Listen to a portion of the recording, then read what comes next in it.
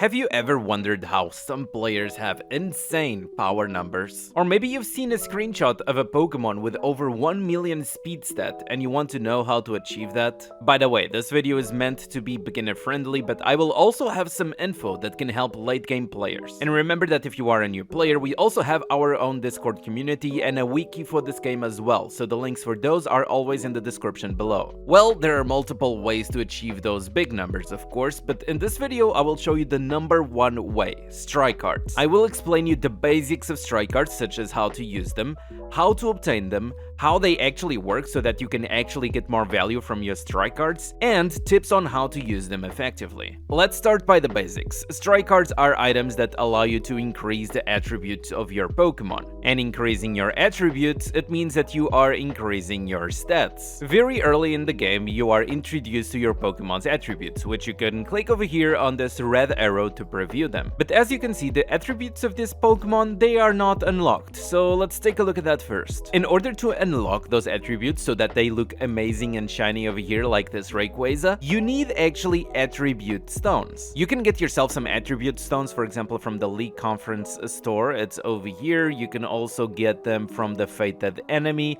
and also as well from playing Guild War. And by the way, on the Guild War, I advise you to be on the top guild and attack at least one map each, because it will give you attribute stones every day. You can also get attribute stones from the Happy Exchange, but I don't advise it. You get a lot of attribute stones for free from the Guild War. Okay, now let's use those attribute stones. We can use them down here on our attributes, and they are used to just randomly generate your stats, and at some point they will break your stat and make it beautiful and shiny. You can do it manually just by clicking on this button, or you can click on the auto refining button, but just keep in mind, especially if you are doing it manually, that once you are out of attribute stones, it will actually ask you to spend diamonds, so just be careful with that. And now that we broke our attribute, we can actually lock it so that we don't lose it, and we can also start investing strike cards. The more you increase your attribute with strike cards, the more strike cards it actually costs to level up. For example, over here it's costing already 2 strike cards. If I do, like, for example, like this, it starts asking me for 5 strike cards.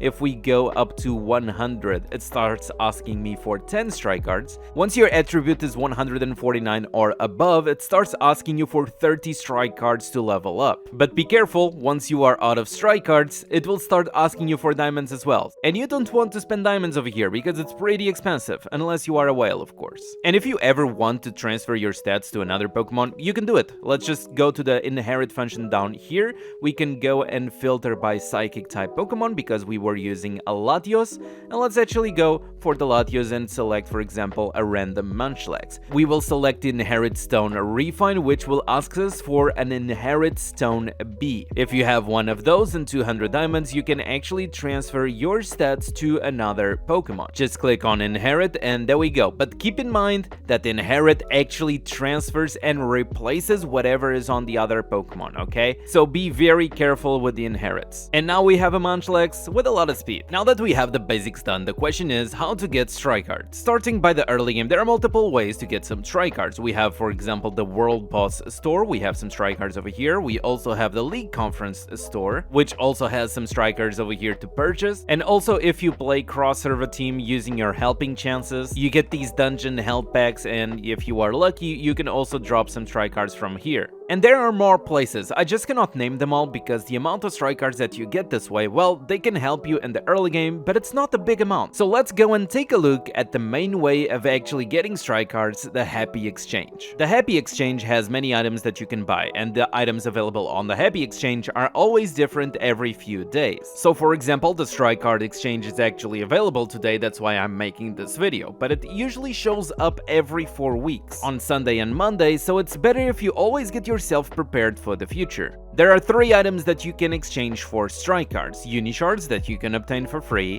and Fire Books and Grounded Books that you can obtain by recharging. And if you are new and you want to recharge, I advise you to check my recharge guide before you spend any money on this game. And of course, recharge with Aptoid using my code NEV1 because that will give you a minimum of 15% bonus on all of your recharges. On the 3 strike card exchanges that are available, you can exchange a total of 50 times each, which results in 40 25,000 strike cards that you can get from each exchange. But of course, that comes with a price. For each 900 strike cards, you need to exchange 100 Unishards, 22 Firebooks, or 5 Grounder Books. This means that for a full exchange, you need a total of 5,000 Unishards, 1,100 Firebooks, and 250 Grounded Books. Now that we know how to get strike cards, let's talk how to get the most value out of your strike cards. Strike cards do not give the same values for every player. So for example, if I go over here on this Resonance Heatran and I decide to increase the speed by 100,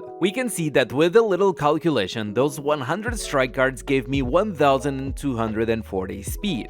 But if I do this on my main account, also on a Resonance Heatran, I get much more. I get 3,868 speed. But why? Nobody knows the exact formula on how stats work in Pokeland Legends, but there are two theories that we know for sure about strike cards. Strike cards can scale with the Pokemon level and stat percentages on your account. So let's go one by one. The Pokemon level is the easiest one to understand. The higher your Pokemon level is, the better it scales with strike cards. For example, the Smunchlax has 6.2k speed, and if I just go over here and I use a couple of strike cards, yeah, we didn't get much. But if I go to this Heatran and I do the same, I just go over here and I use a couple of strike cards, you will see that we got much more power and much more speed as well. And for this exact reason, Resonance Pokemon scale better out of strike cards because they can go up to level 120, so that's 20 extra levels that they can scale with the strike cards. But do not worry, you can invest your strike cards at any level that you want because, well, they will adapt to your Pokemon's level. So even if you are low level, don't worry, feel free to use the strike cards on your main Pokemon. Now, the other thing that can make your strike cards more powerful are the stat percentages. As a general rule, almost any base stat percentage on your account will increase the value of your strike cards. We can call base stat percentage to almost every percentage that you can increase on your account that will level up the stats directly on your Pokemon. A common example of this is the home furniture, where you can actually get percentages to your whole account, and also the costumes. But keep in mind that the costumes with the purple text usually mean that these stats are applied in battle, so that means that they are not base stats and they are not actually scaling your strike cards. Usually the stats that are not in battle have a blue text color. This is why I usually don't advise new players to buy furniture very early, of course unless you are a whale, because the new players don't have enough strike cards on their Pokemon to justify the amount of diamonds spent on expensive furniture. But as I said, almost any base percentage on your account will increase the value of your strike cards. For example, over here on your talent tree. We also have the server gym cores, those are all percentages. There's also the Rotom, which you unlock at level 75 if I'm not wrong, and it's the Rotos over here on the side that provide you with percentages. And even the Pokedex completion, because every time you get a new Pokemon, it comes with an attribute bonus that is applied to all of your Pokemon. I'm not going to list everything because I did not test every single option, but you get the point. So going back to the question of why my main account gets much more stats for the same amount of strike cards, yeah, you get the idea. My main account is older, which means that I have much more stat percentages, more specifically the home furniture. And finally, some tips about how to use your strike cards effectively. Starting by the basics, you should only use strike cards on one Pokemon per team, which is your main attacker. I usually give the 1 million strike card example. Imagine that you have 1 million strike cards and you distribute them to your whole team. Meanwhile, I also have 1 million strike cards and I'm going to focus on a single Pokemon. Obviously, my one single Pokemon will be much faster and stronger, and that will just kill your team without any effort. But you can learn more about team building in another video that I have specifically for that. But now, to invest on your Pokemon, you can start by reading its skills to see what kind of attack they are using. Rayquaza, for example, uses special attack, so we are not going to invest on physical attack. We can increase every stat by 149 just to have some basic investment. Of course, every stat, with the exception of the physical attack, which Rayquaza does not use. After 149, it starts being more expensive, so we need to make decisions because there is no way back. Once you invest on your Pokemon, it stays like that forever, and the only thing that you can do is inherit the Pokemon away to another one. I personally never recommend investing on defenses above 149 unless you know 100% for sure of what you are doing. defenses is very bad, and if you want your Pokemon to be more defensive, well, you can invest on HP instead. Investing on HP, it's usually better than defenses because on Pokeland there are a lot of sources of damage reduction, like talents or even hidden skills like Crystal Body or Defend, and many other things, but there are not many things that actually make your defenses scale. And not only that, a lot of top tier Pokemon like Sword and Shield ignore defenses, so investing on HP it's often better. But keep in mind that some Pokemon do not need HP, because they are supposed to be Glass Canyon just like Rayquaza. Glass Cannon means that the Pokemon should be only invested with speed and its respective attack stat, which in Rayquaza's situation it's special attack. Again, in my team building video I explained the different types of attackers, so I will not cover that in this video. If you are confused about how to invest on your Pokemon, I would always suggest to start by speed and attack or special attack, because this way not only it helps you clearing the game. For example, if I go and take a look at Forest of Harvest, I am over here in the top rankings thanks to that investment on my sword, and it honestly helps you clear everything else in the game much faster. So investing on speed and attack not only helps me clearing the game, but also I am 100% sure